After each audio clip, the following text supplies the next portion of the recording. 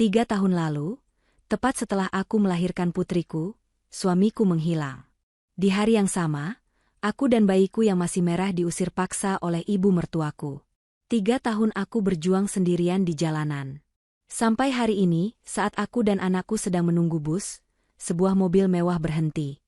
Masuk, Natasha. Aku perlu memberitahumu sesuatu yang penting. Aku syok. Ternyata, dia adalah tanteku.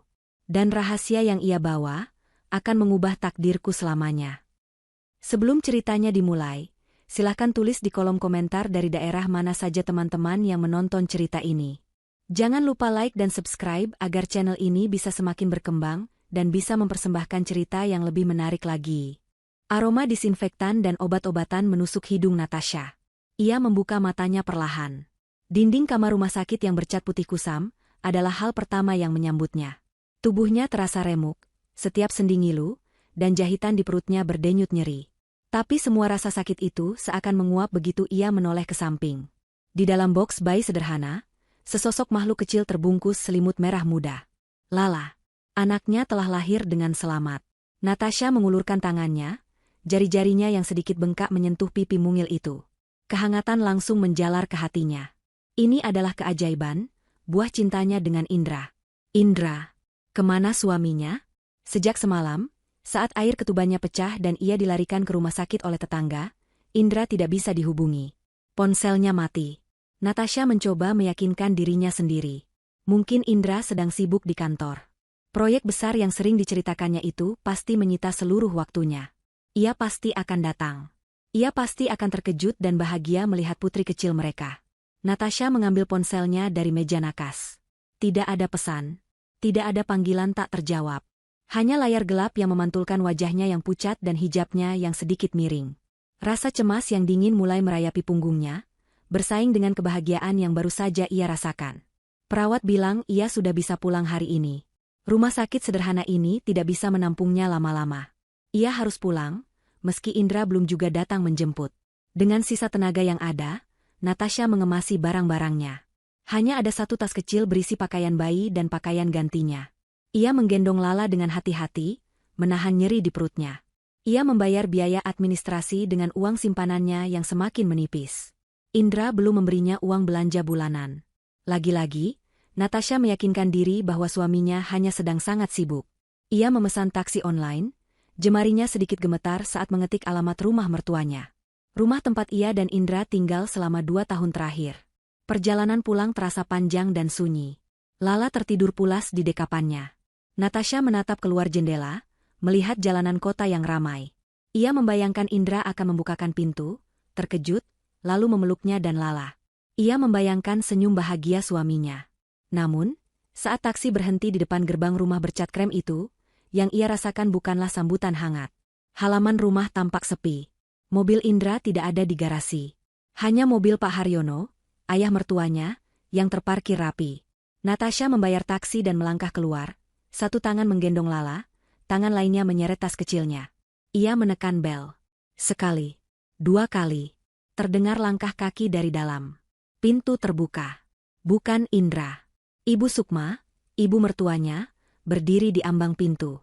Wajahnya yang biasanya datar kini terlihat keras dan dingin. Di belakangnya, Pak Haryono berdiri dengan tangan terlipat di dada. Tatapannya tak kalah menusuk. Ibu, Pak, Indra ada? Tanya Natasha pelan, suaranya serak. Untuk apa kamu mencari Indra? Desis Ibu Sukma. Kata-katanya tajam. Natasha terkejut. Apa maksud ibu? Saya baru saja melahirkan. Ini Lala, Bu. Anak kami. Ia mencoba memperlihatkan wajah mungil Lala, berharap pemandangan cucu pertama mereka bisa melunakkan suasana. Tapi Ibu Sukma justru mundur selangkah, seolah melihat sesuatu yang menjijikkan. Anak itu bukan urusan kami lagi. Sama seperti kamu. Dunia Natasha seakan berhenti berputar. Ibu bicara apa? Di mana Indra? Saya perlu bicara dengannya. Nyeri di perutnya semakin menjadi. Kepalanya pusing. Indra sudah pergi, bentak Ibu Sukma. Dia pergi dari rumah ini. Dan itu semua karena kamu. Kamu perempuan pembawa sial. Tuduhan itu bagaikan tamparan keras. Air mata Natasha mulai menggenang. Pembawa sial? Saya tidak mengerti, Bu. Apa salah saya? Sejak kamu menikah dengan anakku, usaha kami mulai seret. Dan puncaknya tadi malam. Indra bilang dia sudah tidak tahan lagi hidup denganmu, lalu dia pergi. Pergi dari rumah ini. Ibu Sukma menunjuk wajah Natasha dengan telunjuknya yang gemetar karena marah. Tidak mungkin, bisik Natasha. Indra mencintainya. Mereka sedang menunggu kelahiran anak ini. Tidak mungkin Indra pergi begitu saja. Tidak mungkin Indra mengatakan hal seburuk itu. Indra tidak mungkin meninggalkan saya. Pasti ada salah paham. Tolong izinkan saya masuk. Saya lelah, Bu. Dan Lala dia masih bayi. Pak Haryono akhirnya angkat bicara. Suaranya berat dan tanpa emosi. Kamu tidak dengar? Kamu tidak diterima lagi di rumah ini. Indra sudah menceraikan kamu. Pergilah. Cerai? Natasha terhuyung. Ia harus berpegangan pada pilar teras agar tidak jatuh. Kapan? Indra tidak bilang apa-apa. Suratnya mana? Saya tidak pernah tanda tangan apa-apa. Tidak perlu surat. Perkataan Indra sudah cukup. Sekarang, ambil barang-barangmu dan pergi. Ibu Sukma tiba-tiba masuk ke dalam, lalu keluar lagi beberapa saat kemudian sambil menyeret sebuah koper besar. Koper milik Natasha. Ibu Sukma membukanya, dan dengan kasar melemparkan semua pakaian Natasha dan barang-barang bayi yang sudah disiapkannya ke teras. Ibu, jangan. Natasha menjerit, mencoba menghentikannya. Tapi tubuhnya terlalu lemah. Pergi. Bawa anak haram itu pergi dari sini. Ibu Sukma mendorong tubuh Natasha yang sedang menggendong Lala. Natasha terdorong mundur, hampir jatuh. Ia memeluk Lala erat-erat. Bayi kecil itu mulai menggeliat, merasakan ketegangan dan guncangan, lalu menangis kencang. Tangisan pilu yang menyayat hati. Ibu, tolong. Pak Haryono, tolong bicara pada Ibu Sukma. Saya baru melahirkan. Jahitan saya masih basah. Kemana saya harus pergi malam-malam begini dengan bayi merah? Natasha memohon, air matanya kini mengalir deras, membasahi hijab sederhananya. Ia menatap ayah mertuanya, mencari sedikit saja belas kasihan. Pak Haryono hanya menatapnya dingin. Itu urusanmu. Bukan urusan kami lagi. Ibu Sukma mengambil tas kecil Natasha dan melemparkannya ke halaman, dekat koper yang sudah tergeletak terbuka. Cepat pergi sebelum saya panggil keamanan komplek. Kami tidak mau menanggung malu punya menantu seperti kamu. Dengan hati yang hancur berkeping-keping, Natasha terpaksa menuruti. Ia tidak punya kekuatan untuk melawan. Ia membungkuk, menahan sakit yang luar biasa di perutnya, mencoba memasukkan kembali pakaiannya dan pakaian Lala ke dalam koper dengan satu tangan, sementara tangan lainnya mendekap erat bayinya yang terus menangis. Ibu Sukma dan Pak Haryono mengawasinya dari ambang pintu, seperti dua algojo yang puas melihat korbannya menderita. Setelah koper tertutup seadanya, Natasha menyeretnya menuju gerbang. Ia bahkan tidak punya tenaga untuk membenci. Yang ia rasakan hanya kehampaan, kebingungan, dan rasa sakit yang tak terperi. Ia menoleh ke belakang sekali lagi, berharap ini semua hanya mimpi buruk. Tapi pintu bercat krem itu tertutup dengan keras. Terdengar suara kunci diputar dari dalam. Natasha terduduk di trotoar di luar gerbang. Di bawah cahaya lampu jalan yang redup, ia memeluk Lala, mencoba menenangkan tangisan anaknya sekaligus tangisan hatinya sendiri. Apa yang terjadi? Kenapa Indra pergi? Kenapa mereka begitu kejam? Ia sendirian. Tidak punya siapa-siapa lagi di kota ini.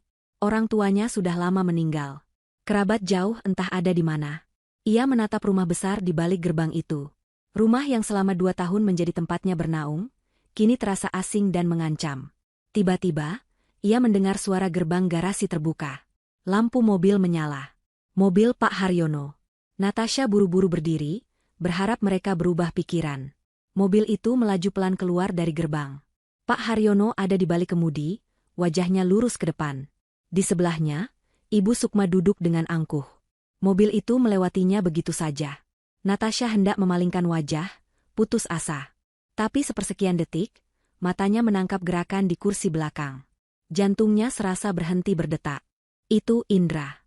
Suaminya ada di sana.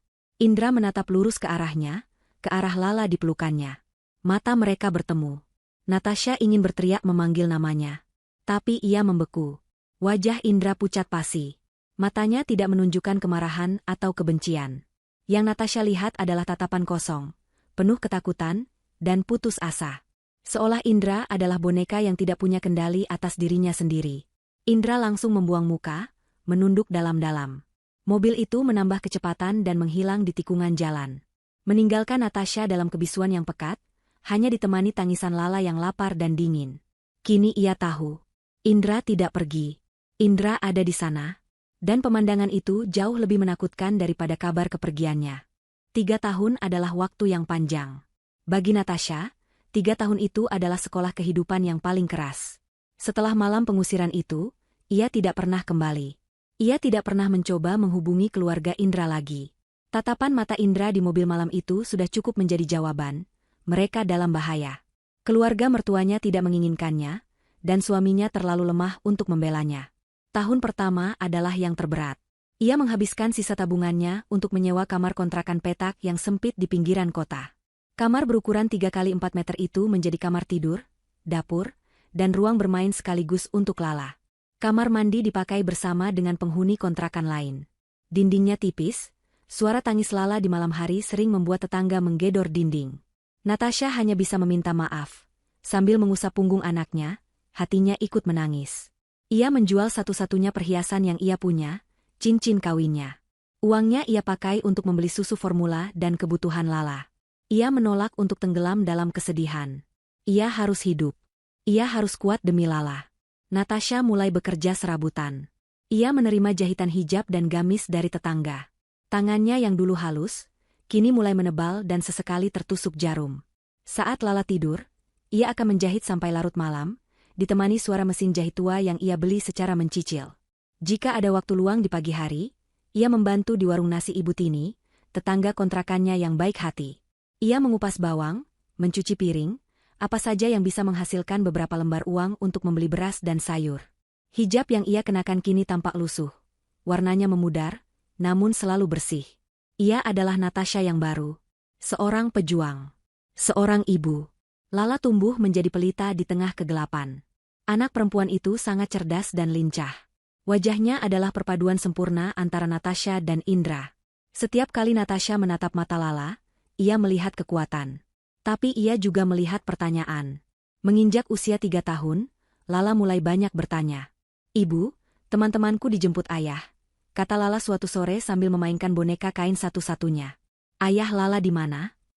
Hati Natasha teriris. Ia selalu menyiapkan jawaban untuk pertanyaan ini. "Ayah sedang kerja jauh, sayang. Kerja di tempat yang sangat jauh, cari uang untuk Lala." "Kapan ayah pulang?" "Ibu, apa ayah tidak sayang Lala?" Natasha memeluk tubuh mungil itu erat-erat. "Ayah sayang sekali sama Lala. Ibu juga sayang sekali sama Lala. Nanti kalau sudah waktunya, ayah pasti pulang." Ia berbohong. Sebuah kebohongan putih untuk melindungi hati kecil anaknya. Ia sendiri tidak tahu apakah Indra akan pulang. Ia bahkan tidak tahu apakah Indra masih hidup dengan normal. 3 tahun ia berjuang sendirian, tidak ada satu kabar pun dari suaminya. Tidak sepeser pun nafkah. Hari itu adalah hari yang sangat melelahkan. Pesanan jahitan sedang banyak, dan ia harus mengejar target. Setelah mengambil bahan di pasar, ia berencana langsung pulang. Tapi Lala merengek minta ikut. Akhirnya, Natasha membawanya serta. Kini, mereka berdiri di halte bus yang ramai di pinggir jalan besar. Udara sore itu panas dan penuh polusi. Keringat membasahi dahi Natasha di balik hijabnya. Lala yang kelelahan mulai rewel. "Ibu, panas. Mau es?" rengek Lala sambil menarik-narik gamis Natasha. "Sebentar ya, sayang. Busnya sebentar lagi datang. Nanti kita beli es di dekat rumah," bujuk Natasha sabar. Ia merogoh kantong, menghitung sisa uang. Cukup untuk ongkos bus dan membeli sebungkus es teh manis. Mereka berdiri menunggu, di antara kerumunan orang-orang yang juga lelah mengejar waktu. Natasha merasa kecil dan tidak terlihat. Hanya satu dari jutaan orang yang berjuang di kota ini. Ia membetulkan letak gendongan Lala di bahunya. Anaknya mulai mengantuk. Tiba-tiba, sebuah mobil sedan hitam yang sangat mewah berhenti tepat di depan mereka. Kaca filmnya begitu gelap. Natasha tidak bisa melihat siapa di dalamnya. Mobil semahal itu tidak mungkin berhenti di halte bus. Pasti salah alamat, pikirnya. Ia sedikit menggeser berdirinya, memberi jalan. Namun, kaca jendela di kursi penumpang belakang perlahan turun. Natasha tertegun. Di dalam mobil, duduk seorang wanita paruh baya yang sangat elegan. Wanita itu mengenakan setelan blazer mahal dan hijab yang ditata modern. Wajahnya familiar, namun Natasha butuh beberapa detik untuk mengingatnya. Ingatan dari masa lalu yang terasa begitu jauh. Wanita itu menatap Natasha dan Lala dengan mata terbelalak. Ada keterkejutan, ketidakpercayaan, dan sesuatu yang lain kemarahan. Natasha? Suara wanita itu tajam, penuh wibawa. Natasha membeku. Jantungnya berdebar kencang. Tante Mayang? Itu adalah Tante Mayang. Adik satu-satunya dari almarhumah ibunya. Tante Mayang yang sudah belasan tahun tinggal di Eropa, yang hanya ia temui beberapa kali seumur hidupnya. Tante Mayang yang terakhir ia lihat saat pemakaman ibunya, bertahun-tahun lalu sebelum ia menikah dengan Indra. Ya Tuhan, apa yang kamu lakukan di sini? Suara Tante Mayang meninggi. Berdiri di pinggir jalan seperti ini, dengan anak kecil? Natasha tidak tahu harus berkata apa. Lidahnya keluh. Tante Mayang tidak menunggu jawaban. Ia membuka pintu mobil dari dalam. Hawa dingin dari pendingin mobil langsung menerpa wajah Natasha. Masuk. Cepat bawa anakmu masuk. Perintahnya tegas. Natasha ragu. Ini terlalu tiba-tiba. 3 tahun ia hidup tanpa siapa-siapa, dan kini, tapi saya? Tidak ada tapi, potong Tante Mayang cepat. Aku baru saja mendarat. Aku langsung ke alamat lama kamu, rumah mertuamu. Tapi tetangga di sana bilang kamu sudah lama sekali pergi. Aku sudah berputar-putar di kota ini mencarimu. Cepat masuk. Ada yang harus aku sampaikan.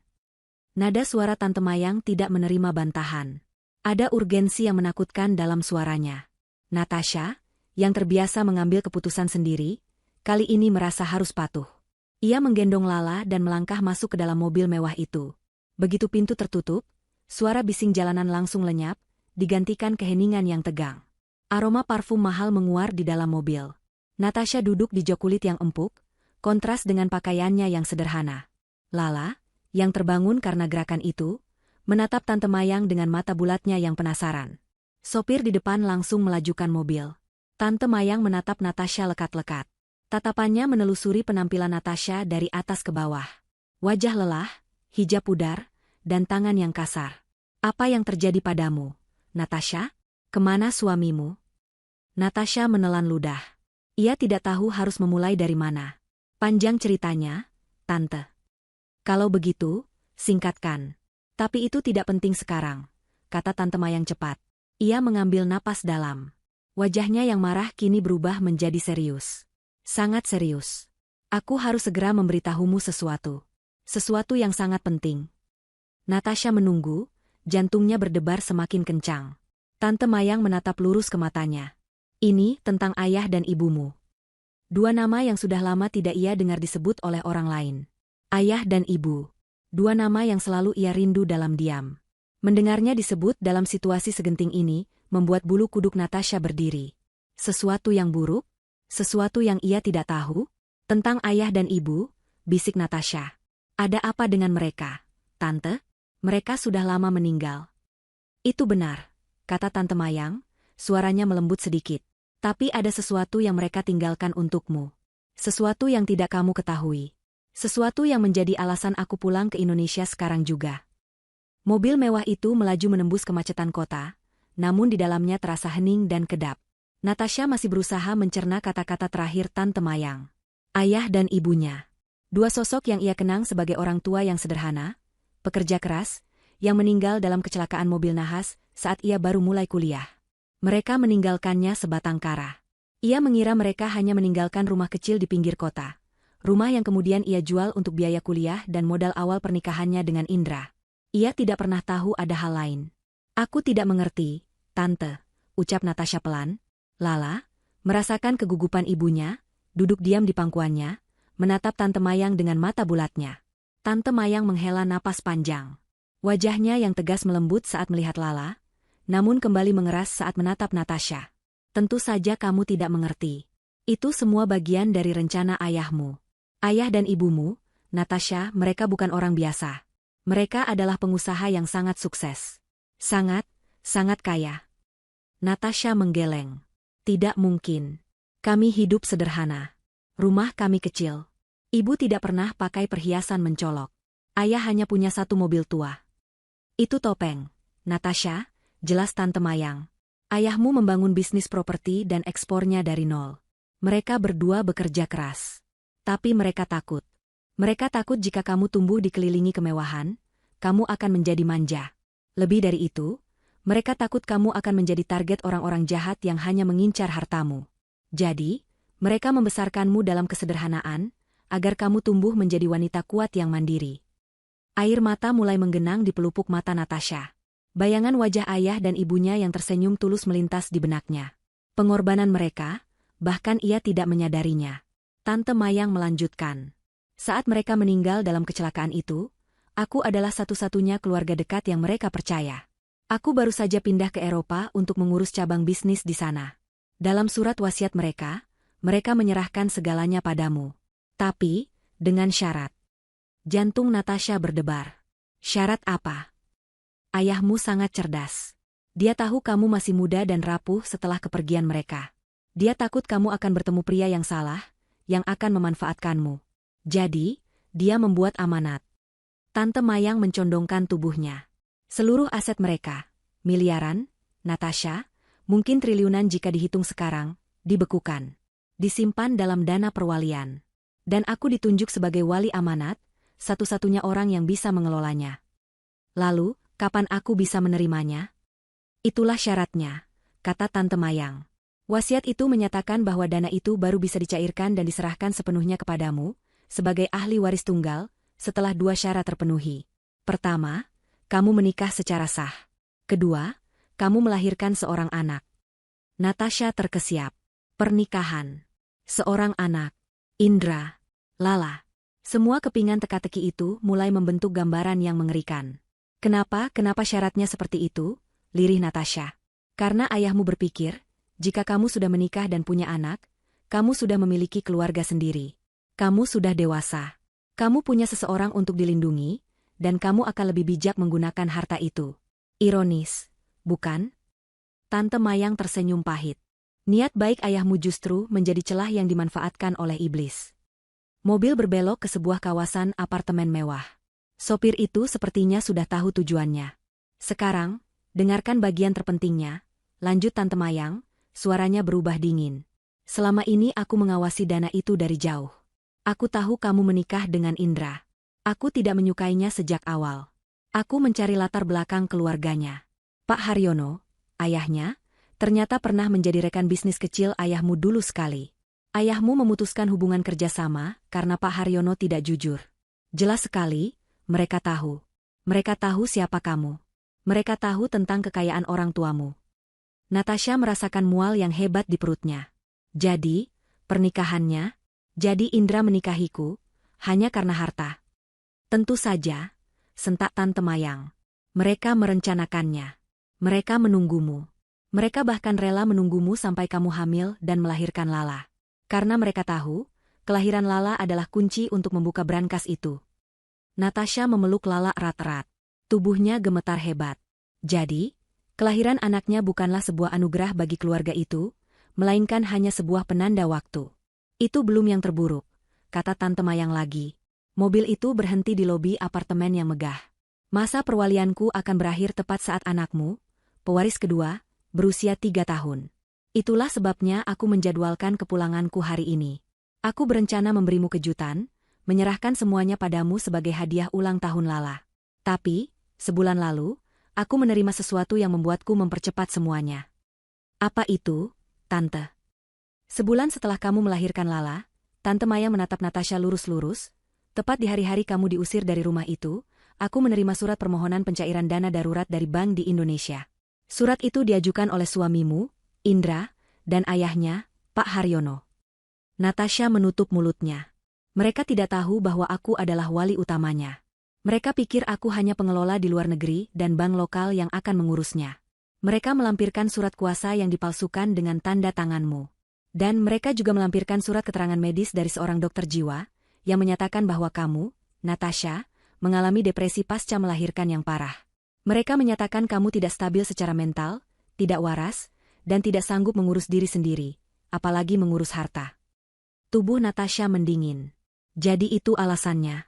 Mereka mengusirnya, membuatnya terlihat seperti orang gila yang kabur dari rumah, agar mereka bisa mengambil alih segalanya atas nama, merawat, Lala, sang ahli waris. Mereka menuduhku gila, bisik Natasha, ngeri. Mereka mencoba merampas hakmu. Mereka mencoba mencurinya darimu dan dari anakmu, geram Tante Mayang. Tentu saja aku segera memblokir upaya itu. Aku menghubungi pengacaraku di sini. Mereka langsung gagal total. Mereka tidak bisa menyentuh sepeser pun dari warisan utama orang tuamu. Itu semua aman bersamaku. Lalu, kenapa mereka mengusirku jika mereka gagal? Karena mereka panik, jawab Tante Mayang. Mereka mungkin berhasil mencuri sedikit uangmu yang lain, tabungan pribadimu, atau apapun yang bisa mereka raih. Tapi harta utama gagal. Mereka takut kamu akan tahu. Mereka takut kamu suatu hari akan sadar dan menuntut hakmu. Jadi, mereka membuangmu. Mereka berharap kamu hancur di jalanan. Mereka berharap kamu mati perlahan, sehingga mereka bisa mencoba lagi nanti, mungkin dengan memalsukan surat kematianmu. Air mata Natasha kini mengalir tanpa bisa dibendung. Bukan air mata kesedihan, tapi air mata kemarahan. Kemarahan yang membara. 3 tahun ia hidup dalam kemiskinan. 3 tahun ia bekerja keras banting tulang. 3 tahun ia menahan lapar agar Lala bisa minum susu. 3 tahun ia meyakinkan Lala bahwa ayahnya sedang bekerja jauh. Sementara kenyataannya, ayahnya dan seluruh keluarganya telah mencoba menghancurkannya dan merampas masa depan anaknya. Tante Mayang merangkul bahu Natasha. Sudah. Jangan menangis lagi. Air matamu terlalu berharga untuk bajingan seperti mereka. Mulai hari ini, kamu tidak akan menderita lagi. Ia menatap Natasha dengan tatapan tajam. Mereka tidak tahu aku sudah kembali. Mereka tidak tahu aku menemukanmu. Mereka mengira kamu sudah hancur. Besok, Natasha, kita akan ke bank. Kita akan aktifkan semua asetmu. Dan setelah itu, Tante Mayang tersenyum dingin, kita akan mengambil kembali semua yang menjadi milikmu. Termasuk rumah orang tuamu, yang kudengar mereka tempati secara ilegal. Natasha menghapus air matanya. Ia menatap pantulan dirinya di kaca jendela mobil yang gelap. Wajah lelah seorang pejuang. Hijabnya mungkin pudar, tapi matanya kini menyala. Tidak, Tante. Kita tidak hanya akan mengambilnya kembali. Kita akan membuat mereka membayar. Rumah itu besar. Jauh lebih besar dari rumah yang dulu ditinggali Indra dan Natasha. Letaknya di komplek perumahan yang lumayan elit, meski tidak semewah kawasan tempat Tante Mayang berada. Di ruang tengah yang dihiasi sofa kulit mahal, televisi layar datar berukuran besar menyala, menayangkan sinetron tentang perebutan harta. Tapi tak ada yang menonton. Suasana di ruangan itu jauh dari kata nyaman. Asbak di atas meja penuh dengan puntung rokok. Ibu Sukma mondar-mandir dengan gelisah. Wajahnya tampak lebih tua dari usianya. Kerutan di dahinya semakin dalam. 3 tahun hidup dalam kemewahan semu ini ternyata menggerogoti jiwanya. Uang kita menipis. Desis Ibu Sukma, akhirnya menghentikan langkahnya di depan suaminya, Pak Haryono, yang sedang duduk membaca koran. Atau lebih tepatnya, berpura-pura membaca. Pak Haryono menurunkan korannya perlahan. Kacamatanya ia letakkan di meja. Aku tahu, Sukma. Aku sudah bilang, usaha baru yang aku rintis ini butuh waktu. Waktu? Kita tidak punya waktu, bentak Ibu Sukma. Rumah ini masih mencicil, mobil itu juga. Uang yang kita dapat dari tabungan si Natasha, dan hasil menjual rumah lama kita hampir habis. Aku tidak mau kembali hidup susah, Haryono. 3 tahun lalu, setelah mereka gagal total mendapatkan warisan utama Natasha, mereka panik. Mereka mengambil semua yang bisa mereka ambil. Tabungan bersama Natasha dan Indra, perhiasan mas kawin, bahkan mereka diam-diam menjual rumah lama yang sebenarnya sebagian dibeli pakai uang Natasha. Uang itulah yang mereka pakai untuk DP rumah baru ini, dan memulai hidup kaya. Tapi gaya hidup mereka terlalu besar pasak daripada tiang. Ini semua karena anakmu. Ibu Sukma melirik tajam ke arah Indra, yang duduk di sudut ruangan, mematung. Indra tersentak. Selama 3 tahun, ia menjadi bayangan di rumahnya sendiri. Ia bekerja di perusahaan rintisan ayahnya, tapi tanpa gaji yang jelas. Ia hanya diberi uang saku, seperti anak kecil. Tubuhnya kurus, matanya cekung, dan raut wajahnya selalu terlihat cemas.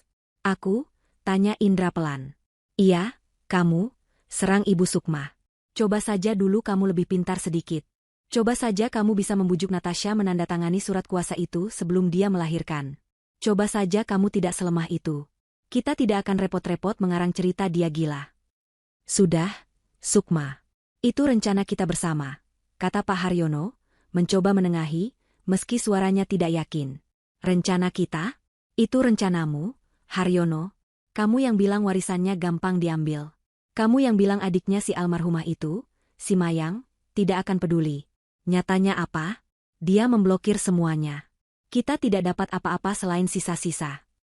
Ibu Sukma semakin histeris. Pak Haryono memijat pelipisnya. Pusing di kepalanya bukan hanya karena teriakan istrinya. Ada kabar buruk yang ia sembunyikan selama 2 hari ini. Ada masalah yang lebih besar. Sukma. Masalah apa lagi? Pak Haryono menatap istrinya. Mayang, Tante Mayang, dia sudah kembali ke Indonesia. Ibu Sukma terdiam seketika. Wajahnya memucat. Apa? Kamu tahu dari mana? Orangku di Ban memberi kabar. Dia datang 2 hari lalu. Menanyakan status dana perwalian itu. Dia sudah mulai mengurus proses pencairannya. Pencairan? Ibu Sukma panik. Bagaimana bisa? Syaratnya anaknya? Tentu saja. Potong Pak Haryono frustrasi. Anak si Natasha itu. Si Lala. Dia pasti sudah berumur 3 tahun sekarang. Sesuai syarat di wasiat, Mayang kembali untuk menyerahkan semuanya pada Natasha. Natasha? Ibu Sukma tertawa mengejek, meski suaranya gemetar. Bagaimana dia bisa menyerahkannya pada Natasha? Perempuan itu sudah 3 tahun hilang. Mungkin dia sudah mati di jalanan. Gelandangan? Justru itu masalahnya, kata Pak Haryono. Kalau Natasha tidak ditemukan, Mayang sebagai wali amanat bisa mengambil alih semuanya. Atau lebih buruk lagi, dia akan mencari Natasha. Dia akan menyewa detektif. Dan kalau dia menemukan Natasha, suasana menjadi hening. Mereka semua tahu apa artinya itu. Jika Tante Mayang menemukan Natasha dan menceritakan segalanya, mereka akan tamat. Tuduhan pemalsuan dokumen, percobaan penipuan, pencurian, mereka bisa dipenjara. Tiba-tiba, Indra yang sejak tadi diam, mulai tertawa. Tawa kering yang terdengar mengerikan. Kamu kenapa, Indra? Bentak Ibu Sukma, takut. Indra mengangkat wajahnya. Matanya merah. Jadi semua ini sia-sia? Apa maksudmu? 3 tahun, teriak Indra, tiba-tiba berdiri dan membanting gelas di meja hingga pecah berkeping-keping. Ibu Sukma dan Pak Haryono terlonjak kaget. Ini pertama kalinya Indra lepas kendali. 3 tahun aku hidup seperti mayat hidup di rumah ini. Aku menuruti semua kemauan ibu. Aku meninggalkan istriku. Aku meninggalkan anakku yang baru lahir. Suaranya bergetar hebat. Jaga mulutmu, Indra. Itu semua demi kebaikanmu, balas Ibu Sukma. Kebaikanku? Indra berteriak lebih keras. Kebaikan apa? Hidup dalam ketakutan setiap hari? Ibu bilang, setelah kita usir Natasha, kita ambil uangnya, hidup kita akan tenang. Ibu bilang, Indra bisa menjemput Natasha lagi kalau sudah tenang. Tapi itu semua bohong. Indra menunjuk wajah ibunya. Malam itu, malam Natasha diusir, aku ada di rumah sakit. Aku melihat Lala. Aku menggendongnya, Bu. Aku menangis bahagia. Lalu ibu dan ayah datang. Kalian menyeretku pulang. Kalian bilang Natasha tidak waras. Kalian mengambil ponselku. Kalian bilang dia membawa sial. Bayangan malam itu kembali berkelebat. Malam di mana Natasha berdiri di pinggir jalan, menggendong Lala, menatap mobil mereka dengan tatapan hancur. Aku melihatnya, Bu. Isak Indra, tubuhnya merosot ke lantai. Aku melihat Natasha di pinggir jalan. Ibu dan ayah melarangku keluar dari mobil. Kalian mengurungku. Kalian bilang ini cara satu-satunya. Kalian bilang dia akan baik-baik saja. Dia memang pembawa sial, desis Ibu Sukma, meski kini ada ketakutan di matanya melihat kondisi putranya. Bukan dia. Indra memukul lantai. Kitalah pembawa sial. Aku suami yang gagal. Aku ayah yang jahat. Aku bahkan tidak tahu apakah mereka masih hidup atau tidak. Pak Haryono mencoba meraih putranya. Tenang, Indra. Tenang. Kita akan cari jalan keluar. Tidak ada jalan keluar, raung Indra. Aku mimpi buruk setiap malam. Aku melihat wajah Lala. Aku melihat mata Natasha. Aku seharusnya tidak menuruti kalian. Aku seharusnya lari bersamanya malam itu. Ibu Sukma hendak menampar Indra untuk menyadarkannya, tapi tangannya terhenti di udara. Ding dong. Suara bel pintu rumah memecah keheningan yang tegang. Ketiga orang di ruangan itu membeku. Jantung mereka serasa berhenti berdetak. Mereka saling memandang dengan ngeri. Tamu tidak pernah datang tanpa pemberitahuan. Ding dong. Bel itu berbunyi lagi. Lebih tegas. Lebih tidak sabar. Ibu Sukma menelan ludah. Pak Haryono berdiri kaku. Dan Indra, yang masih di lantai, menatap pintu itu dengan ketakutan terbesar dalam hidupnya. Mereka tahu. Sesuatu yang mereka takuti selama 3 tahun, akhirnya datang. Apartemen Tante Mayang berada di lantai tertinggi sebuah gedung pencakar langit yang menjulang di pusat kota. Ini bukan sekadar tempat tinggal, ini adalah istana di atas awan. Lantainya terbuat dari marmer impor, perabotannya minimalis namun terlihat sangat mahal, dan dinding kacanya menyuguhkan pemandangan kota Jakarta yang gemerlapan di malam hari. Bagi Natasha, yang selama 3 tahun terakhir terbiasa dengan dinding triplek dan atap seng yang bocor, tempat ini terasa seperti dimensi lain. Lala, putrinya, adalah satu-satunya yang tidak merasa canggung. Anak kecil itu langsung berlari di atas karpet bludru yang tebal, tertawa riang seolah ia memang dilahirkan untuk kemewahan ini. Tante Mayang telah meminta asistennya membawakan pakaian ganti, makanan hangat, dan mainan untuk Lala. Natasha akhirnya bisa mandi dengan air hangat, membersihkan sisa debu jalanan dan keringat lelahnya. Ia mengenakan gamis rumahan sederhana namun bersih dan baru, yang disiapkan untuknya. Hijabnya ia ganti dengan yang baru. Saat ia keluar dari kamar mandi, ia melihat Lala sudah tertidur pulas di atas sofa yang sangat besar, memeluk sebuah boneka beruang baru yang lebih besar dari tubuhnya. Natasha duduk di seberang Tante Mayang. Di antara mereka, di atas meja kaca, tersaji teh hangat dan beberapa kudapan. Tapi Natasha tidak bisa menyentuhnya. Perutnya masih terasa mual, bukan karena lapar, tapi karena kenyataan yang baru saja menghantamnya. Jadi mereka mengira aku gila, ulang Natasha, suaranya pelan. Itu rencana mereka. Tante Mayang meneguk tehnya. Wajahnya tenang, tapi matanya menyeratkan kemarahan yang terkendali. Mereka pikir itu cara termudah. Dengan surat dokter palsu itu, mereka bisa mengajukan diri sebagai wali atas Lala. Dan sebagai wali Lala, mereka bisa mengontrol semua warisanmu. Rencana yang jahat, tapi sangat bodoh. Bodoh? Tanya Natasha. Mereka berhasil mengusirku. Mereka hampir saja berhasil. Tidak, Tante Mayang menggeleng. Mereka tidak akan pernah berhasil. Bahkan jika aku tidak ada. Itulah bagian yang belum aku ceritakan padamu. Itulah kecerdasan ibumu. Natasha mengerutkan kening. Maksud Tante? Tante Mayang mencondongkan tubuhnya. Ayahmu yang membangun kerajaan ini. Tapi ibumu yang melindunginya. Ibumu tahu ayahmu terlalu lurus. Ibumu selalu punya firasat. Dia yang mendesain sistem keamanan untuk warisanmu. Pak Haryono dan Ibu Sukma, mereka hanya tahu informasi di permukaan. Mereka tahu ada uang, dan mereka tahu syaratnya adalah pernikahan dan seorang anak. Tapi mereka tidak tahu kuncinya. Kunci? Warisan itu tidak bisa dicairkan hanya dengan surat kuasa dan status wali. Jelas Tante Mayang. Untuk mengaktifkan dana perwalian itu, dibutuhkan 3 kunci yang terpisah. Kunci pertama adalah aku, sebagai wali amanat utama. Persetujuanku mutlak diperlukan. Itulah mengapa upaya mereka langsung gagal. Tante Mayang melanjutkan. Kunci kedua adalah sidik jarimu.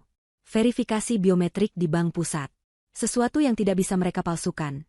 Makanya mereka butuh surat keterangan gila itu, berharap bisa membawa paksa kamu ke bank. Tapi itu pun tidak akan cukup. Karena ada kunci ketiga. Kunci terpenting. Kunci final yang hanya diketahui oleh aku, ayahmu, ibumu, dan kamu. Natasha bingung. Aku? Aku tidak tahu apa-apa, Tante. Tante Mayang tersenyum tipis. Apa kamu masih memakai liontin giok hijau yang diberikan ibumu? Natasha refleks menyentuh dadanya. Di balik gamisnya, tergantung sebuah kalung dengan liontin giok berbentuk tetesan air. Benda itu tidak pernah ia lepas.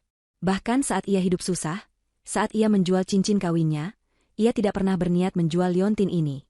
Ini adalah kenang-kenangan terakhir dari ibunya, diberikan sesaat sebelum beliau wafat. Baginya, nilai sentimentalnya tak terhingga. Selalu, bisik Natasha, tidak pernah aku lepas. Keluarkan. Coba kamu lihat baik-baik di bawah cahaya.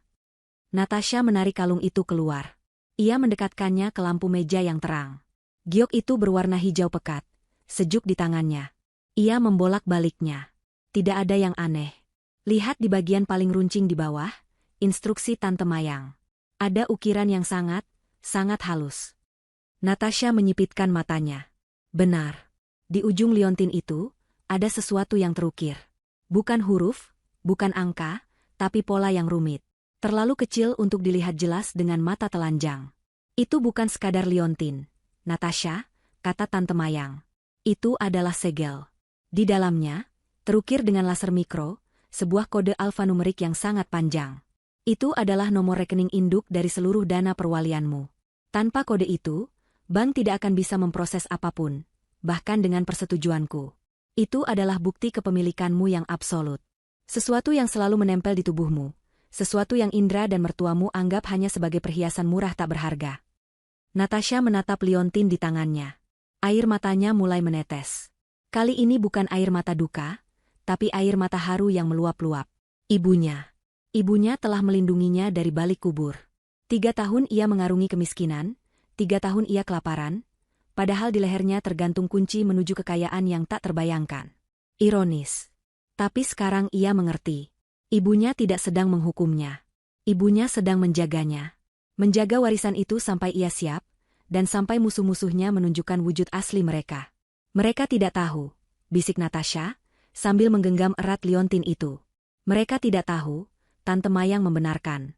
Mereka sibuk memalsukan tanda tanganmu, padahal yang mereka butuhkan ada di depan mata mereka, menggantung di lehermu setiap hari. Mereka terlalu serakah untuk melihatnya. Natasha menghapus air matanya. Genggamannya pada liontin itu menguat. Rasa hangat menjalar ke seluruh tubuhnya. Ini bukan lagi hanya kenang-kenangan. Ini adalah senjata. Ini adalah amanat. Besok, kata Tante Mayang, suaranya kembali tegas.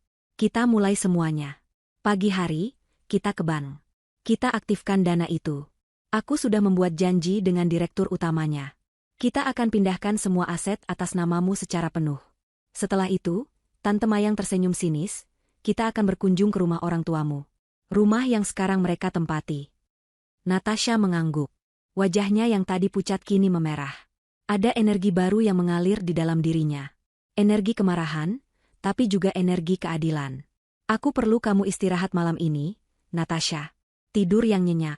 Kamu dan Lala aman di sini. Mulai besok, hidupmu akan berubah. Dan kamu harus siap secara mental. Ini bukan lagi tentang bertahan hidup. Ini tentang mengambil kembali apa yang menjadi hakmu. Tante Mayang berdiri dan berjalan ke sebuah kamar tidur yang besar. Ia membuka pintu lemari pakaian yang sangat besar. Isinya penuh dengan pakaian baru, gaun, blazer, dan setelan kerja wanita yang elegan. Berbagai macam hijab sutra yang serasi tergantung rapi. Aku sudah menyiapkannya. Aku tidak tahu ukuranmu yang pasti, tapi aku membeli beberapa, kata Tante Mayang. Besok, kamu tidak akan menemui mereka sebagai Natasha yang terbuang. Kamu akan menemui mereka sebagai Natasha yang baru. Pemilik sah dari semua yang mereka nikmati. Natasha menatap pakaian-pakaian itu. Ia menatap pantulan dirinya di cermin besar di kamar itu. Seorang wanita berhijab lusuh dengan mata yang lelah. Ia memejamkan matanya sejenak. Saat ia membukanya lagi, tatapan matanya sudah berbeda. Bukan lagi tatapan korban. Itu adalah tatapan seorang ratu yang akan merebut kembali tahtanya. Aku siap, Tante, katanya. Suaranya tidak lagi bergetar. Aku sangat siap. Di saat yang hampir bersamaan, di rumah besar peninggalan orang tua Natasha, bel pintu yang berbunyi itu akhirnya dijawab. Pak Haryono, dengan jantung berdebar di tenggorokannya, berjalan gemetar ke arah pintu. Ibu Sukma mengikutinya dari belakang. Indra masih terduduk di lantai, di antara pecahan gelas, menatap pintu itu dengan tatapan kosong. Pak Haryono membuka pintu. Di depannya tidak berdiri polisi. Tidak ada Tante Mayang. Hanya seorang kurir berseragam yang menyodorkan sebuah amplop coklat besar berlogo, sebuah firma hukum ternama. Dengan Pak Haryono, tanya kurir itu datar. Iya, saya sendiri, jawab Pak Haryono. Silakan tanda tangan di sini. Pak Haryono membubuhkan tanda tangannya dengan tangan gemetar. Kurir itu mengangguk singkat dan pergi. Pak Haryono menutup pintu. Ia menatap amplop itu seolah memegang bom waktu. Dari siapa? Desis Ibu Sukma, cemas. Pak Haryono merobek amplop itu dengan kasar. Ia mengeluarkan selembar kertas tebal dengan kop surat resmi. Matanya membelalak membaca baris pertama. Somasi, bisiknya, suaranya tercekat. Surat peringatan pertama. Peringatan untuk apa? Pekik Ibu Sukma. Pak Haryono membaca dengan suara gemetar. Sehubungan dengan penempatan ilegal atas properti yang beralamat di Jalan Elang nomor 1, yang terdaftar atas nama almarhum Tuan dan Nyonya, yang hak warisnya telah jatuh secara penuh kepada ahli waris tunggal, Saudari Natasha. Pak Haryono tidak bisa melanjutkan. Kertas itu terlepas dari tangannya, melayang ke lantai. "Natasha," desis Ibu Sukma. Wajahnya pucat pasi. "Jadi perempuan itu?" Tante Mayang menemukannya. "Mereka tahu kita di sini. Mereka meminta kita mengosongkan rumah ini dalam waktu 2 kali 24 jam. Lanjut Pak Haryono, suaranya kini seperti orang tercekik. "Atau mereka akan menempuh jalur hukum dengan tuduhan penyerobotan lahan, pemalsuan, dan percobaan penipuan. Kita harus pergi. Kita kabur, Haryono. Sekarang juga." Ibu Sukma mulai panik. Matanya liar melihat sekeliling, seolah mencari barang berharga untuk dibawa. "Kabur kemana, Sukma?" bentak Pak Haryono, frustrasi. "Semua aset kita yang tersisa ada di bank. Kalau mereka sudah melacak rumah ini, mereka pasti sudah melacak rekening kita. Kita sudah diblokir. Kita tidak punya apa-apa lagi." Tawa Indra kembali terdengar.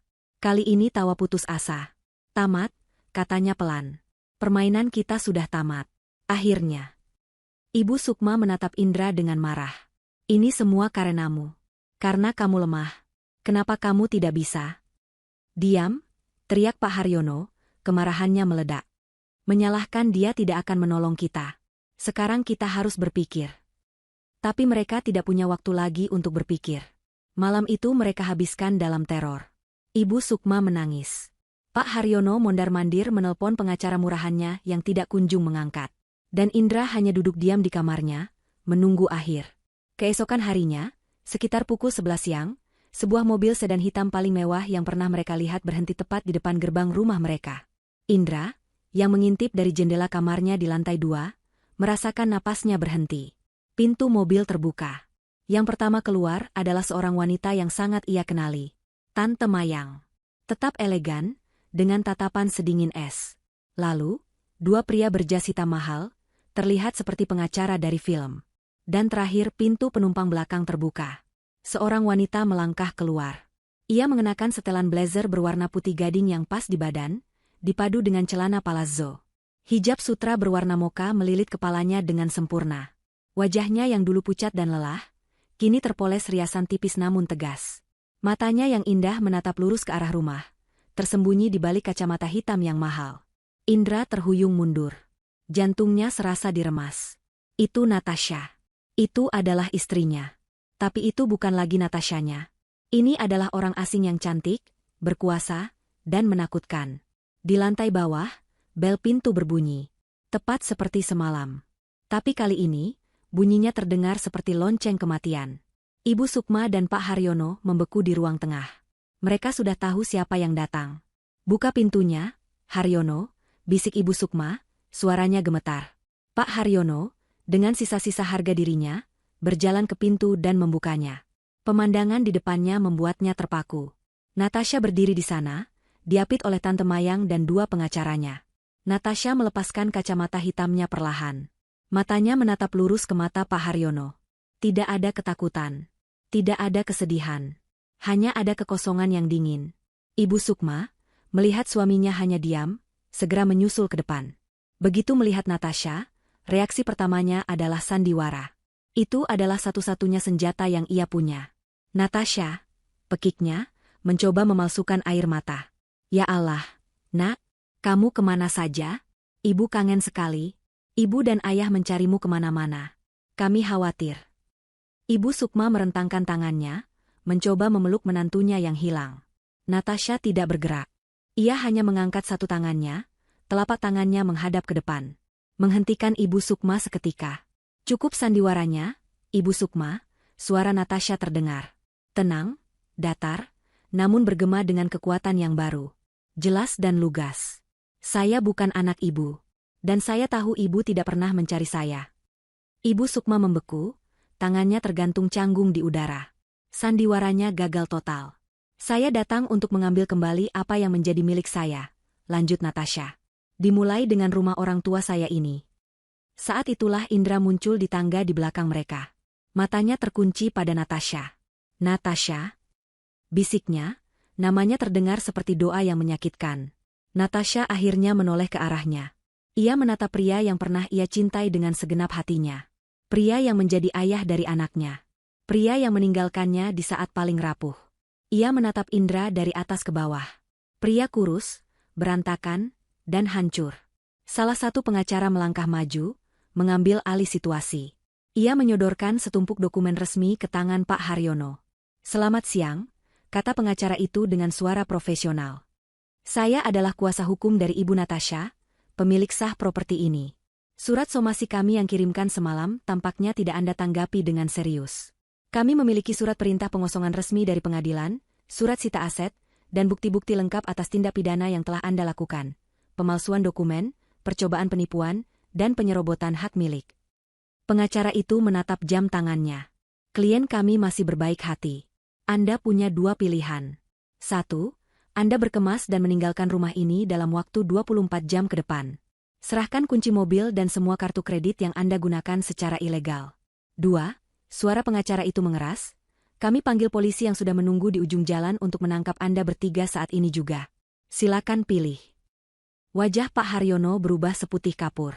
Pilihan yang diberikan pengacara itu bukanlah pilihan, melainkan ultimatum. Di satu sisi ada kehancuran instan, di sisi lain ada kehancuran yang tertunda 24 jam. Tangan yang memegang dokumen itu gemetar hebat. Ia menatap Ibu Sukma, mencari dukungan, tapi istrinya sama hancurnya. Wajah Ibu Sukma yang tadi pucat kini memerah karena menahan malu dan amarah yang meledak-ledak. "Kalian tidak bisa melakukan ini," pekik Ibu Sukma, suaranya melengking tinggi. "Ini rumah kami. Kami membelinya. Kalian menipu." Pengacara kedua, seorang wanita yang tampak tenang namun tegas, maju selangkah. "Ibu Sukma, kami sarankan Anda diam. Semua bukti pembelian Anda sudah kami kantongi. Anda membelinya menggunakan uang dari rekening bersama atas nama klien kami dan putra Anda, yang Anda kuras secara ilegal sehari setelah klien kami diusir. Kami punya catatannya. Setiap kata yang Anda ucapkan sekarang hanya akan memperberat tuntutan pidana terhadap Anda." Penjelasan itu membungkam Ibu Sukma seketika. Ia terhuyung mundur, seolah baru saja dipukul. Natasha menatap pemandangan itu dengan hati yang beku. Ia sudah membayangkan adegan ini ribuan kali dalam 3 tahun terakhir. Ia pikir ia akan merasa puas. Tapi yang ia rasakan hanyalah kehampaan. Kehancuran mereka tidak mengembalikan 3 tahun penderitaannya. Indra, yang sejak tadi mematung di tangga, akhirnya bergerak. Ia melangkah turun perlahan, melewati orang tuanya yang terpaku di ambang pintu. Ia berjalan mendekati Natasha. Setiap langkahnya terlihat berat. Ia berhenti sekitar 1 meter di depan Natasha. Wajahnya adalah topeng penderitaan. Matanya yang dulu berbinar, kini redup dan penuh penyesalan. "Natasha?" Suaranya serak, hampir tak terdengar. Aku minta maaf." Natasha menatap lurus ke matanya. Mata yang sama dengan mata Lala. Tapi di mata Indra, ia tidak lagi melihat cinta. Ia hanya melihat kelemahan. "Maaf?" tanya Natasha. Suaranya tetap tenang, namun dinginnya menusuk tulang. "Untuk yang mana, Indra? Untuk pura-pura mencintaiku demi warisanku? Untuk bersekongkol dengan orang tuamu? Untuk mengizinkan mereka menuduhku gila? Atau untuk membiarkanku dan putrimu, darah dagingmu sendiri, tidur di lantai kontrakan yang dingin selama 3 tahun?" Setiap pertanyaan Natasha adalah belati yang menghunjam jantung Indra. Ia menggeleng lemah. Bukan seperti itu, Natasha. Aku mencintaimu. Aku benar-benar mencintaimu." "Cinta?" Natasha tertawa sinis. Tawa pelan yang lebih terdengar seperti desisan. "Cintamu tidak terlihat di malam kamu membiarkan ibumu mengusirku. Cintamu tidak terasa saat aku harus memilih antara membeli susu untuk Lala atau makan malam untukku sendiri. Cintamu tidak ada di sana." "Aku tidak punya pilihan," teriak Indra, suaranya pecah. Mereka mengancamku. Mereka mengurungku. Aku." Natasha mengangkat tangannya. Tanda untuk berhenti. Sama seperti yang ia lakukan pada Ibu Sukma. "Aku tidak ingin mendengarnya di sini." Ia menoleh ke Tante Mayang dan para pengacaranya. "Tante, bisakah kalian memberiku waktu 5 menit? Berdua saja dengannya. Di dalam." Tante Mayang menatap keponakannya. Ia melihat kekuatan baru di sana. Ia mengangguk. 5 menit. Kami tunggu di teras. Jangan biarkan dia menyentuhmu." "Dia tidak akan berani," jawab Natasha. Tante Mayang dan para pengacara melangkah keluar. Pak Haryono dan Ibu Sukma, melihat situasi sudah tidak terkendali, mundur teratur ke ruang tengah, roboh di sofa kulit mereka yang mahal. Mereka seperti 2 boneka yang talinya putus. Pintu utama masih terbuka. Natasha melangkah masuk rumah yang dulu menjadi rumah orang tuanya. Aroma cat baru dan perabot mahal tercium. Tapi bagi Natasha, rumah ini beraroma pengkhianatan. Ia berhenti di ruang tamu. Indra mengikutinya seperti bayangan. "Sekarang bicara," kata Natasha, tanpa menoleh. Indra berdiri di belakangnya. Jarak mereka dekat, namun terasa seperti terbentang jurang yang tak terseberangi. Keheningan menyelimuti mereka. Hanya terdengar isak tangis Indra yang tertahan. Malam itu, Indra memulai, suaranya gemetar. "Malam Lala lahir. Aku ke rumah sakit. Aku bukan menghilang. Aku ke sana setelah ibu menelponku.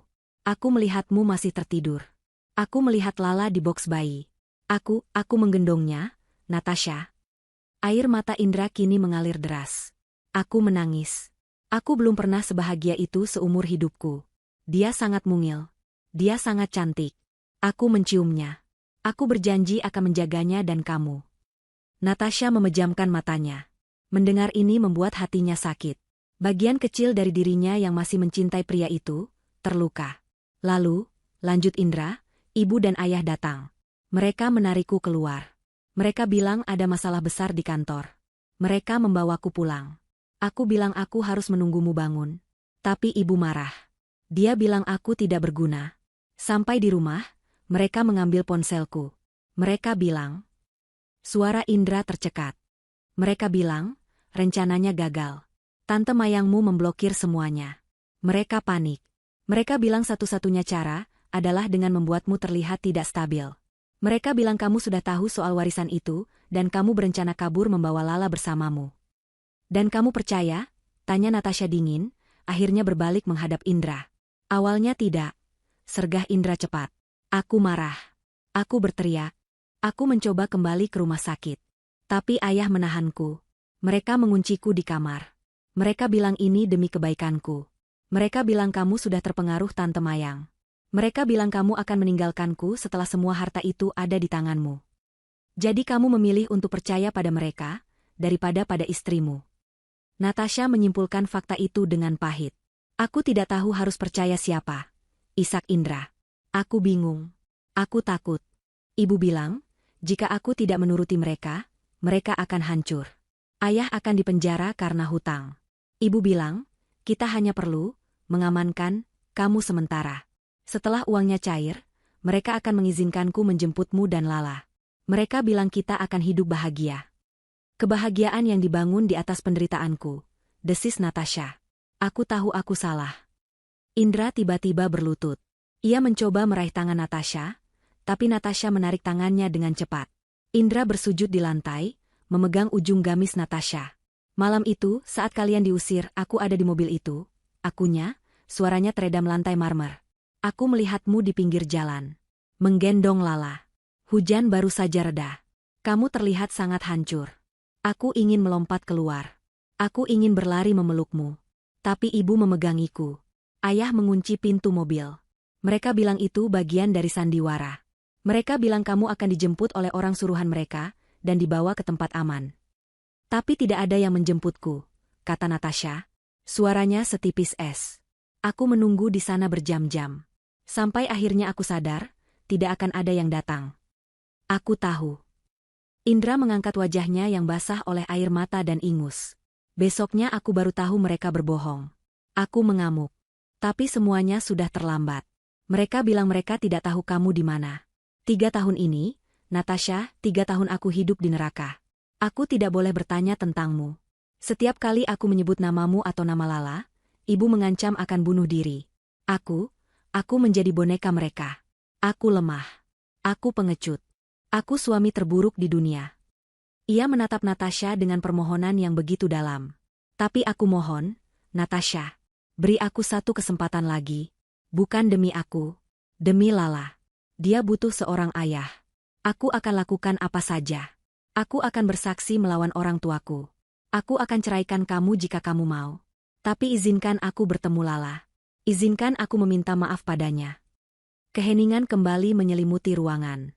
Natasha menatap pria yang bersujud di kakinya. Pria yang telah menghancurkan kepercayaannya. Pengakuannya jujur.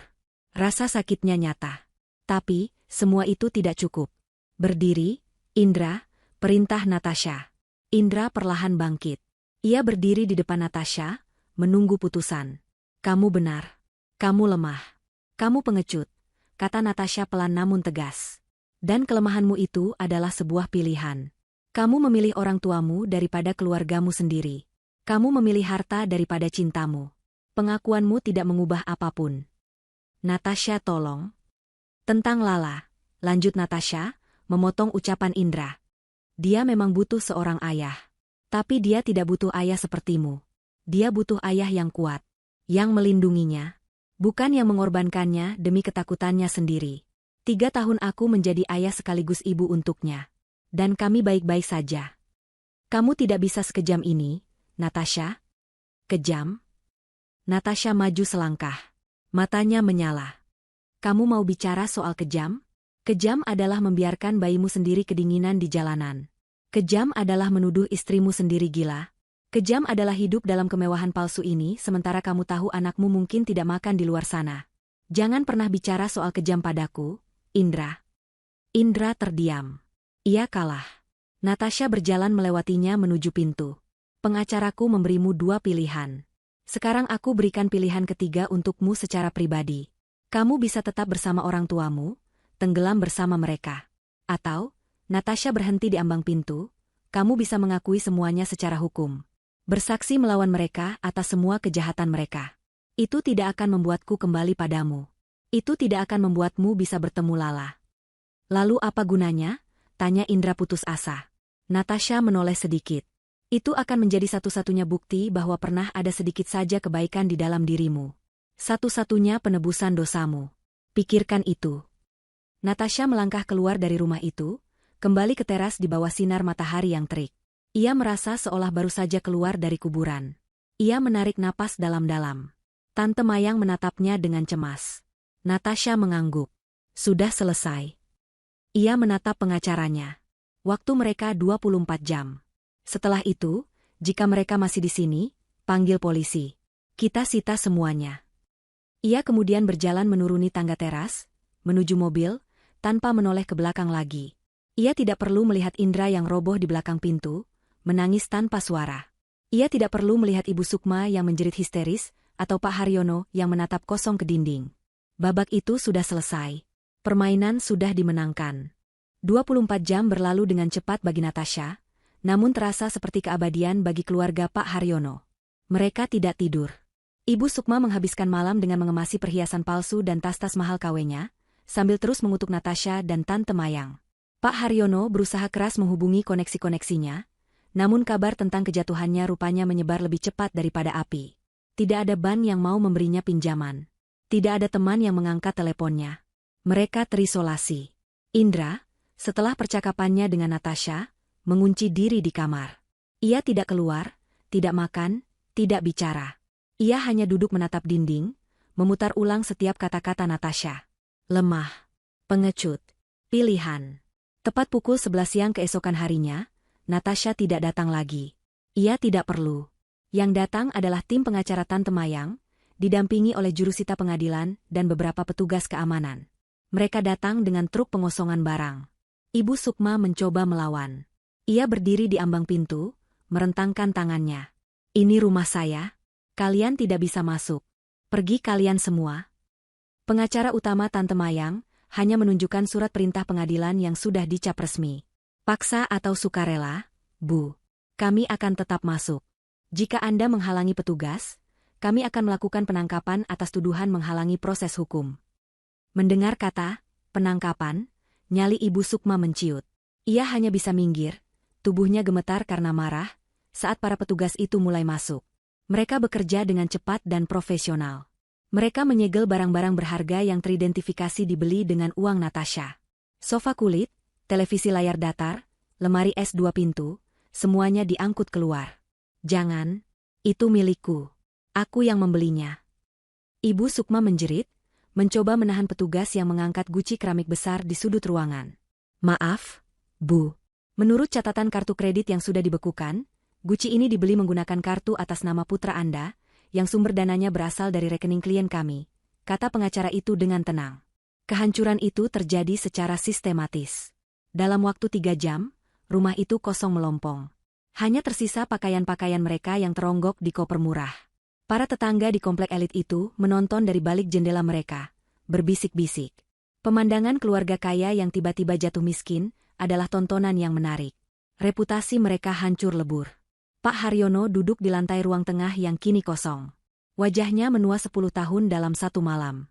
Ia telah kehilangan segalanya. Rumah, bisnis, martabat. "Ayo pergi dari sini, Pak," bisik Ibu Sukma, suaranya serak karena menangis dan berteriak. "Pergi kemana?" tanya Pak Haryono kosong. "Kita tidak punya apa-apa lagi." Saat itulah Indra turun dari lantai atas. Ia membawa tas ransel kecil. Matanya bengkak, tapi ada secercah keputusan di wajahnya. Sesuatu yang belum pernah dilihat orang tuanya. "Indra, ayo, nak, kita pergi dari sini.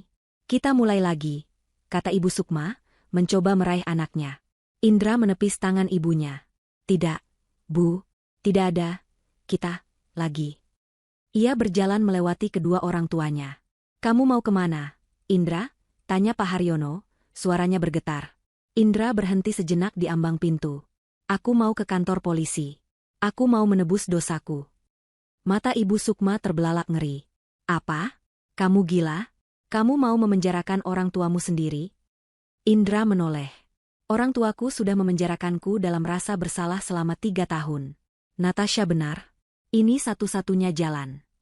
"Anak durhaka," jerit Ibu Sukma, mencoba mengejarnya. Tapi Indra sudah melangkah keluar. Ia berjalan melewati truk Sita, melewati tatapan para tetangga, berjalan kaki meninggalkan komplek itu tanpa menoleh ke belakang. Ibu Sukma roboh di teras. Ia menangis sejadi-jadinya. Putranya, satu-satunya yang ia banggakan, telah meninggalkannya. Ia telah mengorbankan segalanya demi putranya, dan kini putranya sendiri yang akan menghancurkannya. Kejatuhan mereka tidak berhenti di situ. Pengakuan Indra menjadi paku terakhir di peti mati Ibu Sukma dan Pak Haryono. Dengan kesaksian Indra, ditambah bukti-bukti kuat dari Tante Mayang, surat kuasa palsu, rekaman ban, surat dokter jiwa palsu, kasus ini menjadi sangat mudah bagi tim Natasha. Proses hukum berjalan cepat. Natasha tidak perlu hadir. Semuanya diurus oleh Tante Mayang dan timnya. Ibu Sukma dan Pak Haryono mencoba menyewa pengacara, tapi tidak ada pengacara bagus yang mau membela kasus yang sudah pasti kalah tanpa bayaran. Mereka dinyatakan bersalah atas semua tuduhan. Penipuan, pemalsuan dokumen, persekongkolan untuk menguasai harta, dan pencucian uang. Berita ini masuk ke beberapa media bisnis. Nama baik Pak Haryono yang sudah hancur, kini benar-benar musnah. Di ruang sidang, Ibu Sukma yang sudah kehilangan akal sehatnya, mencoba menyerang meja jaksa. "Ini semua bohong. Ini fitnah. Natasha yang gila. Dia yang menjebak kami." Hakim mengetuk palu dengan keras. "Tenang." Natasha, yang memilih untuk melihat putusan itu dari jauh melalui siaran televisi di apartemen Tante Mayang, hanya menatap layar datar itu tanpa ekspresi. Di sebelahnya, Lala sedang asyik menggambar, tidak menyadari drama yang sedang berlangsung. "Anda tidak terlihat bahagia," komentar Tante Mayang, sambil menyerahkan segelas jus pada Natasha. Natasha mematikan televisi. "Aku tidak bahagia, Tante. Tapi aku lega. Ini sudah selesai. Mereka mendapatkan apa yang pantas mereka dapatkan," kata Tante Mayang. "Bagaimana dengan Indra?" tanya Natasha pelan. "Dia bersaksi penuh," jawab Tante Mayang. Pengacaranya bilang, karena kerjasamanya, hukumannya akan jauh lebih ringan. Mungkin hanya beberapa tahun masa percobaan, atau pelayanan sosial. Dia tidak akan dipenjara seperti orang tuanya. Natasha mengangguk. Ia tidak tahu harus merasakan apa tentang Indra. Ia sudah tidak lagi membencinya. Yang tersisa hanyalah rasa kasihan. Ia kemudian berdiri dan berjalan ke balkon. Ia menatap kota yang terbentang di bawahnya. 3 tahun lalu, ia adalah salah satu titik kecil yang berjuang di jalanan di bawah sana. Sekarang, ia melihat semuanya dari atas. Ia telah kembali. Bukan hanya mengambil hartanya, tapi juga mengambil kembali hidupnya. Hari pembacaan vonis adalah hari yang mendung, seolah langit Jakarta ikut merasakan ketegangan yang menggantung di ruang pengadilan negeri. Ruangan itu penuh. Di satu sisi, ada bangku untuk publik dan pers. Berita tentang perebutan warisan triliunan rupiah dengan modus menuduh ahli waris gila telah menjadi santapan lezat bagi media. Di sisi lain, duduk para terdakwa. Ibu Sukma, Pak Haryono, dan Indra. Natasha memutuskan untuk datang. Tante Mayang sudah menyarankannya untuk tidak usah hadir. Untuk apa mengotori mata dan telinga dengan drama mereka? Tapi Natasha bersikeras. Ini bukan untuk balas dendam. Ini untuk penutupan. Ia perlu melihat dengan mata kepalanya sendiri bahwa babak ini benar-benar berakhir. Ia perlu mendengar palu hakim diketuk sebagai tanda keadilan telah ditegakkan. Ia meninggalkan Lala di apartemen bersama Tante Mayang dan pengasuh baru, mengatakan pada putrinya bahwa ibu harus pergi bekerja sebentar. Ia datang hanya didampingi satu pengacara seniornya, duduk di barisan paling depan, tepat di belakang meja jaksa. Hijabnya hari ini berwarna abu-abu gelap, serasi dengan setelan kerjanya yang simpel namun berwibawa. Ia duduk tegak, punggungnya lurus. Ia tidak menoleh ke belakang, di mana Indra dan orang tuanya duduk. Tapi ia bisa merasakan tatapan mereka. Ia bisa merasakan kebencian yang memancar dari Ibu Sukma, keputusasaan dari Pak Haryono, dan tatapan penuh penyesalan dari Indra. Sidang dimulai. Jaksa penuntut umum membacakan tuntutannya, membeberkan semua bukti kejahatan mereka dengan rinci. Surat kuasa palsu, percobaan penipuan terhadap lembaga perbankan, persekongkolan jahat, laporan medis palsu, penyerobotan aset, penggelapan dana. Daftarnya panjang. Setiap poin yang dibacakan adalah paku yang menancap pada peti mati hukum mereka. Ibu Sukma terus bergumam tidak jelas, menyebut semua itu fitnah. Pak Haryono hanya menunduk dalam. Wajahnya yang dulu angkuh kini kuyu dan kosong. Ia telah kehilangan segalanya, dan kini ia hanya menunggu sisa hidupnya dihabiskan di balik jeruji. Indra, yang duduk sedikit terpisah, tampak pasrah. Pengacaranya telah melakukan pembelaan terbaik, menyoroti perannya sebagai saksi kunci yang bekerja sama, yang membongkar kejahatan orang tuanya sendiri. Ia telah mengakui segalanya tanpa paksaan. Akhirnya, majelis hakim membacakan putusannya. Suara hakim ketua terdengar berat dan tegas. Menimbang, dan memutuskan. Menyatakan terdakwa 1, Tuan Haryono, dan terdakwa 2, Nyonya Sukma, terbukti secara sah dan meyakinkan bersalah melakukan tindak pidana persekongkolan jahat, pemalsuan dokumen, dan percobaan penipuan secara berencana. Jantung Natasha berdebar. Menjatuhkan hukuman pidana penjara kepada terdakwa 1, Tuan Haryono, selama 12 tahun penjara. Dan terdakwa 2, Nyonya Sukma, selama 15 tahun penjara. 15 tahun. Tidak aak. Jeritan Ibu Sukma memecah keheningan ruang sidang. Ia melompat berdiri, matanya liar. Itu tidak adil. Hakim, Anda dibayar perempuan itu, kan? Dia yang gila. Dia, bukan saya. Dia tukang fitnah. Petugas keamanan segera memegangi Ibu Sukma yang meronta-ronta. Ia menunjuk-nunjuk ke arah Natasha yang duduk tenang. Kamu iblis berhijab. Kamu menantu durhaka. Kamu yang menghancurkan keluarga saya. Kamu akan dikutuk. Kamu dan anakmu akan sengsara. Kutukan saya tidak akan pernah lepas darimu. Natasha hanya menatapnya. Kutukan? Kutukan apa lagi yang lebih berat dari apa yang telah ia lalui? Wanita di depannya itu sudah kehilangan akal sehatnya. Pak Haryono, di sebelahnya, tidak bereaksi. Ia hanya memejamkan matanya saat hukuman 12 tahun itu dijatuhkan. Ia menerima nasibnya. Kemudian, hakim beralih ke Indra. Selanjutnya, untuk terdakwa 3, Tuan Indra. Menimbang statusnya sebagai saksi pelaku yang bekerja sama atau justice kolaborator, yang telah dengan jujur mengakui perbuatannya dan membantu membongkar tindak pidana. Majelis hakim memutuskan, menjatuhkan hukuman pidana penjara selama 3 tahun. Jantung Indra mencelos. 3 tahun. Namun, hukuman tersebut tidak perlu dijalani di dalam lembaga pemasyarakatan. Diganti dengan hukuman percobaan selama 5 tahun, dengan kewajiban melapor dan melakukan pelayanan sosial di panti asuhan yang ditunjuk selama 1000 jam.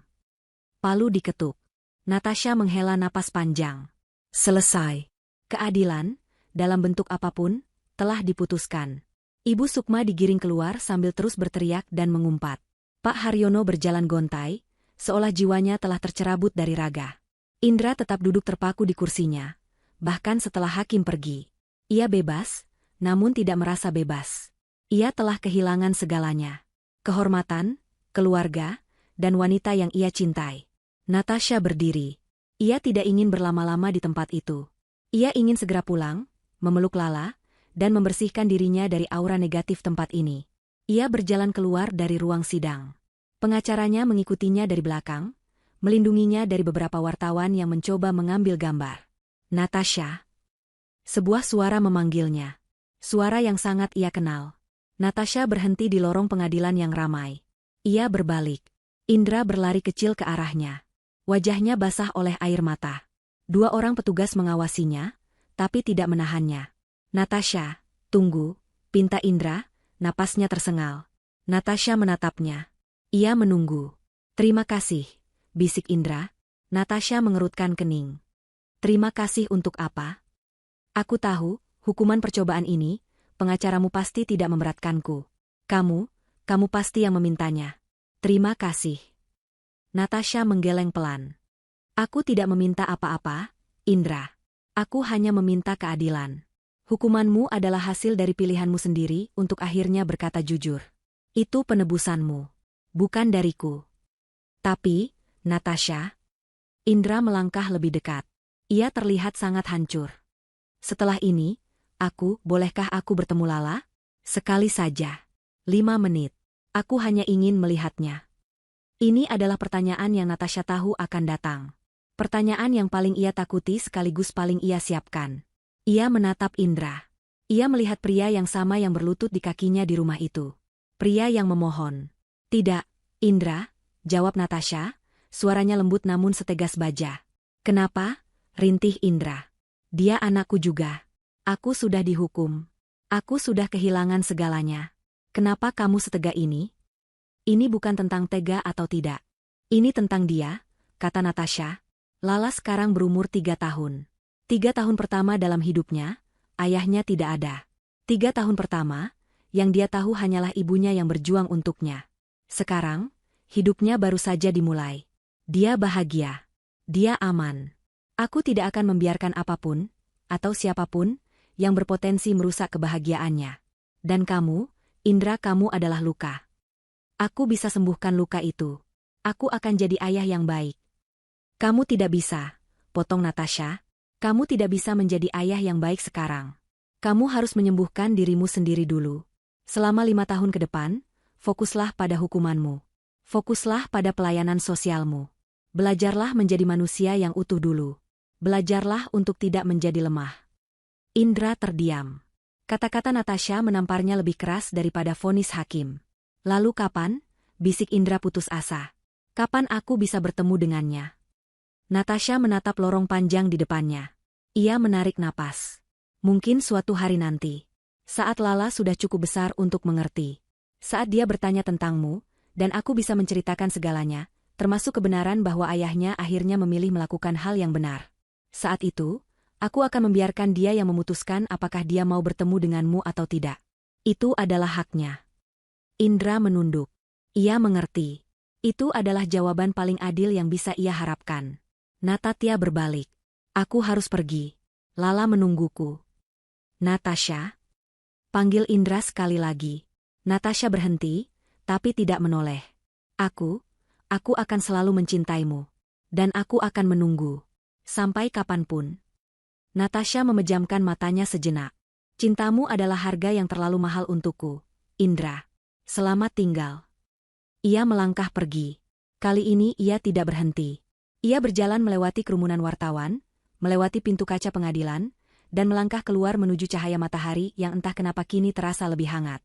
Ia tidak menoleh ke belakang untuk melihat Indra yang merosot ke dinding lorong, menangis dalam diam, sendirian di tengah keramaian.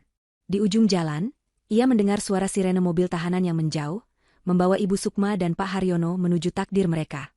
Harga sebuah pengkhianatan telah lunas terbayar. 2 tahun berlalu sejak hari itu. Rumah megah peninggalan orang tua Natasha di Jalan Elang nomor 1 kini telah berubah total. Warna dinding krem yang kusam telah diganti dengan warna putih gading yang elegan. Taman yang dulu kering kini rimbun dengan bunga mawar dan melati. Di sore hari, tawa riang seorang anak perempuan sering terdengar dari halaman belakang. Rumah itu tidak lagi menyimpan aura pengkhianatan. Ia telah menjadi rumah yang penuh kehangatan, cinta, dan harapan baru. Natasha, kini di usia akhir 20-an, telah bertransformasi sepenuhnya. Ia adalah presiden direktur dari perusahaan properti dan ekspor peninggalan ayahnya. Ia tidak hanya mengambil alih, tapi membangunnya kembali dari sisa-sisa dan kini ia kembangkan menjadi lebih besar. Hari ini, ia memimpin rapat dewan direksi.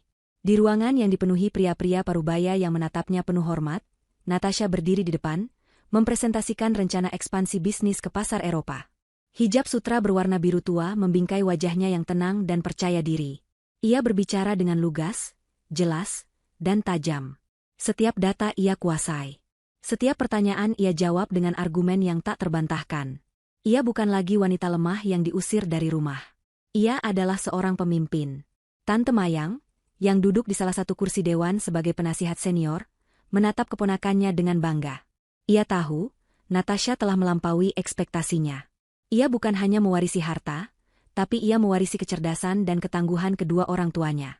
Ia dikenal sebagai pemimpin yang adil. Pengalamannya hidup susah selama 3 tahun, membuatnya sangat menghargai kerja keras orang lain. Ia memastikan semua karyawannya mendapatkan gaji yang layak, tunjangan kesehatan yang baik, dan lingkungan kerja yang penuh hormat. Ia ingat betul bagaimana rasanya bekerja banting tulang tanpa penghargaan. Ia tidak membiarkan kekayaan mengubahnya. Ia tetap Natasha yang sederhana dalam sikap, namun tangguh dalam prinsip. Setelah rapat ditutup dengan tepuk tangan meriah, Natasha kembali ke ruang kerjanya yang luas. Ia melepas blazernya, menyisakan blus sederhana di baliknya. Ia melihat bingkai foto di mejanya. Fotonya sedang tertawa sambil menggendong Lala di taman. Di sebelahnya, ada foto almarhum ayah dan ibunya. Natasha tersenyum. "Ayah, ibu, aku harap kalian bangga," bisiknya. Sore itu, ia pulang tepat waktu. Tidak ada lembur. Baginya, waktu setelah pukul 5 sore adalah milik Lala sepenuhnya. Ia sampai di rumah bersamaan dengan bus sekolah Lala. Ibu, seorang anak perempuan berusia 5 tahun, cantik dan ceria, berlari keluar dari gerbang, langsung memeluk kaki Natasha. "Halo, sayang," Natasha tertawa, mengangkat tubuh mungil itu ke dalam gendongannya. "Bagaimana sekolah hari ini?" "Lala dapat bintang 5, Bu." Lala bisa menggambar pelangi, cerocos Lala. "Anak pintar." Natasha mencium pipi putrinya. Mereka berjalan bergandengan tangan ke taman belakang, di mana Tante Mayang sudah menunggu dengan teh hangat dan biskuit. Mereka menghabiskan sisa sore itu dengan tawa dan cerita. Lala tidak pernah bertanya lagi tentang ayahnya. Dunianya sudah lengkap. Dia punya ibu, dia punya nenek Mayang, begitu ia memanggil Tante Mayang, dan dia punya banyak cinta. Di tempat lain di kota yang sama, di sebuah penjara yang pengap, pemandangan yang jauh berbeda tersaji. Di sel sempit, Ibu Sukma dan Pak Haryono sedang makan malam jatah penjara. Rambut Ibu Sukma sudah memutih, wajahnya penuh kerutan kebencian. "Ini semua salahmu," desis Ibu Sukma pada suaminya. "Kalau saja kamu tidak serakah. Kalau saja kamu dengar kataku dari awal." Pak Haryono, yang kini lebih kurus dan pendiam, hanya menatap nasi di piringnya. "Sudahlah, Sukma, diamlah. Kita akan di sini untuk waktu yang lama. Menyalahkan tidak akan mengubah apapun. Aku tidak akan diam. Ini semua salah perempuan itu. Aku akan membalasnya suatu hari nanti." Pak Haryono menghela napas. Istrinya tidak pernah berubah. Mereka terjebak di sana, tidak hanya oleh tembok penjara, tapi juga oleh kebencian mereka sendiri. Itulah karma mereka yang sesungguhnya. Dan di sudut lain kota, di sebuah kafe kecil yang ramai, seorang pria kurus dengan kemeja flanel sedang membersihkan meja. Itu Indra. Setelah menyelesaikan masa percobaannya, ia menolak untuk kembali ke dunia bisnis. Ia memilih hidup sederhana, jauh dari sorotan. Ia bekerja sebagai manajer di kafe kecil itu. Ia menyewa kamar kos sederhana. Hidupnya kini diisi dengan bekerja, beribadah, dan menjalani sisa hari-harinya dalam kesunyian. Penebusan dosanya ia jalani dalam diam, menerima takdir bahwa ia telah kehilangan hal paling berharga dalam hidupnya. Hari itu, seorang pelanggan meninggalkan majalah bisnis di meja. Indra mengambilnya untuk dibuang. Matanya terpaku pada sampul depan. Foto Natasha. Ia tersenyum tipis, senyum yang penuh dengan rasa sakit dan kekaguman. "Kamu berhasil, Natasha," bisiknya. Ia melipat majalah itu, lalu kembali bekerja, melanjutkan hidupnya yang sederhana. Kembali ke taman di Jalan Elang. Matahari mulai terbenam, mewarnai langit dengan warna oranye dan ungu yang indah. Natasha sedang mendorong ayunan untuk Lala. "Lebih tinggi, Ibu. Lebih tinggi," tawa Lala. Natasha mendorong ayunan itu sambil tersenyum. Ia menatap putrinya, sumber kekuatannya. Ia menatap rumahnya yang damai. Ia menatap langit senja. 3 tahun lalu, di jam yang sama, ia berdiri di halte bus, putus asa dan kelelahan. Sekarang, ia berdiri di tamannya sendiri, sebagai pemenang. Hidupnya tidak sempurna. Ia adalah seorang ibu tunggal dengan masa lalu yang kelam. Tapi ia utuh. Ia kuat.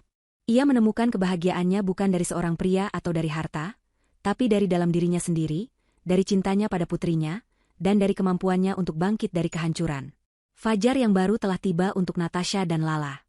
Dan kali ini, langitnya cerah tanpa awan. Nya cerah tanpa awan. Nya cerah tanpa awan. Nya cerah tanpa awan. Nya cerah tanpa awan. Nya cerah tanpa awan.